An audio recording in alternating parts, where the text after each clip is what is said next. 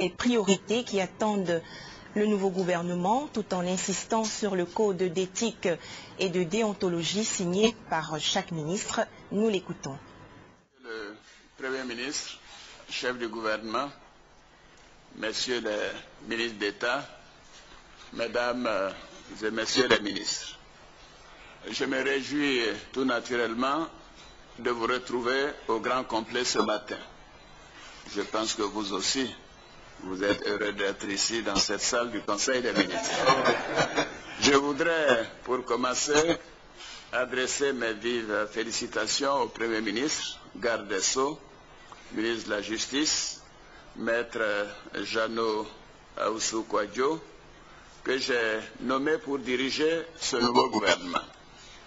Je suis convaincu, Monsieur le Premier ministre, que vous saurez relever les grands défis qui se présentent à nous.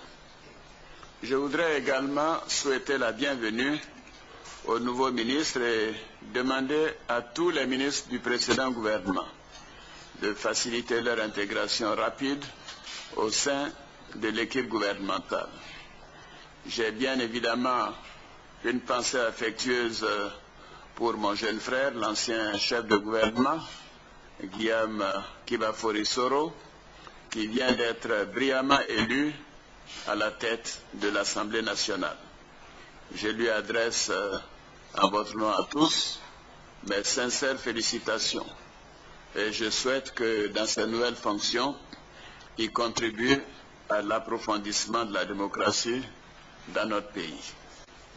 Monsieur le chef du gouvernement, messieurs les ministres d'État, mesdames et messieurs les ministres, monsieur le Premier ministre, j'ai décidé de reconduire avec vous tous les membres de l'équipe gouvernementale sortante au regard de l'important travail accompli par chacun d'entre vous en si peu de temps, dans un contexte particulièrement difficile où il a fallu affronter toute une série d'urgences.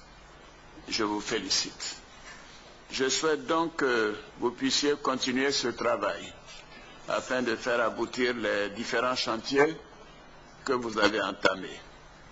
À l'occasion des séminaires gouvernementaux, vous avez décliné les actions significatives de vos départements ministériels et vous avez fait une évaluation des défis qui restent à relever. Je souhaite à présent l'application de ces engagements afin que nos actions soient visibles et profitables à tous nos concitoyens.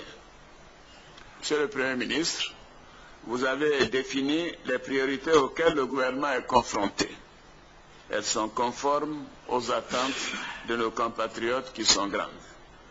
Le renforcement de la sécurité de nos compatriotes, la création d'emplois notamment pour les jeunes, la réhabilitation et la construction de nouvelles infrastructures économiques, la réorganisation du système de santé, la restructuration du système éducatif, la lutte contre la pauvreté et la cherté de la vie, et bien évidemment la moralisation de la vie publique.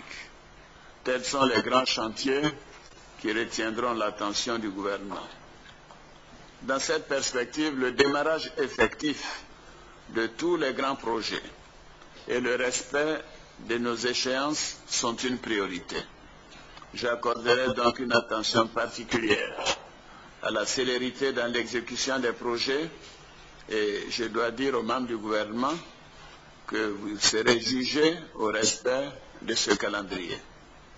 Tous les ministères à caractère économique et social doivent avoir une action coordonnée pour atteindre cet objectif.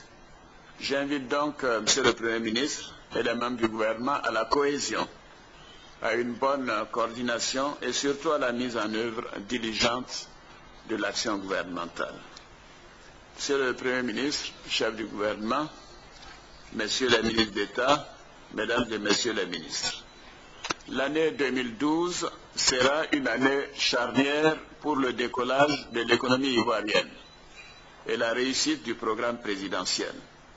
Chacun devra donc redoubler d'efforts pour que cette année soit un véritable succès sur le plan économique et social. Je voudrais rappeler ma volonté de construire une société équitable, prospère, respectueuse de la démocratie et des droits de l'homme. Et comme vous le savez, je crois à la réconciliation. Je voudrais réaffirmer ma volonté de respecter mes engagements de campagne concernant l'amélioration des conditions de vie de nos compatriotes. Enfin, je voudrais rappeler que vous avez tous signé une charte d'éthique. Vous vous êtes engagés devant la nation à respecter des règles, des valeurs morales et des principes déontologiques qui devront guider votre action. Je tiens au respect scrupuleux de cette charte. Et je dois vous le dire, je n'hésiterai pas à mettre fin aux fonctions des ministres qui en violeraient les règles ou pour qui des preuves seraient avérées. La fonction ministérielle, comme vous l'avez dit, Monsieur le Premier ministre, constitue un privilège, car elle est l'une des charges les plus élevées au sein de l'État, au niveau de la nation, je devrais dire. Et les ministres ont des devoirs vis-à-vis de nos concitoyens et de la nation entière. J'attends donc que le comportement de chaque ministre soit exemplaire et compatible avec les principes, les valeurs, les règles et les mesures contenues dans la charte d'éthique du gouvernement. Je voudrais pour terminer vous rappeler que les Ivoiriens attendent beaucoup de ce gouvernement et nous avons le devoir de réussir à améliorer les conditions de vie de nos concitoyens. Je vous demande donc de continuer, de redoubler d'efforts et de vous dire bonne chance à chacune et à chacun d'entre vous. Je vous remercie.